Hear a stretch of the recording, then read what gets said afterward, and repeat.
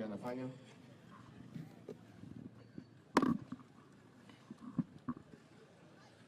Thank you very much, Your Excellency. Ile maneno umesema inawakilisha sisi wote kama serikali kuu, na ninakushukuru sana kwa kuhakikisha umekuja kutuongoza hapa kwa hafla hii, na sio Mai peke yake. Ile directive umeleta kwa hapa inatumika kwa Kenya mzima. Tunaomba Wakenya wetu wote kutoka Pwani mpaka Turkana mpaka huko Kisiwani Kisumu, naomba sana kila sehemu ambayo kuna maji mtusaidie kuhakikisha kwamba madereva na waendeshaji wa magari wa kila aina wahakikishe kwamba mmelinda maisha ya mwananchi wa kawaida.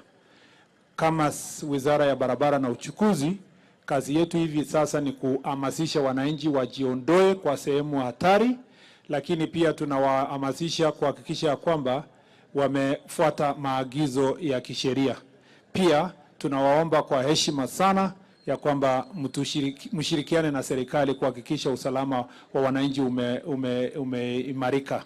Mwisho, idara yetu ya barabara ikiwa pamoja na Kena wako tayari. Tumeweka makontrakta kwa kila kona ya Kenya kuhakikisha ya kwamba pahali ambapo tunaweza tunafungua barabara kwa haraka, na pia ngao, yani ile shirika ya serikali ya ngao, National Government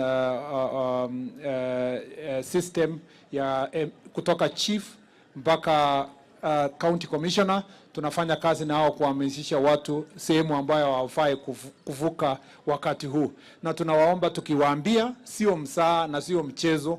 Kama vile tumeona Your Excellency vile umesema, unaona mtu mzima kabisa, watu wengi wamejaa kama wenye wako hapa na wamekaa kando hawavuki kwa barabara fulani, lakini unaona watu wanaingia gari fulani na kusema ati gari iko na uwezo fulani.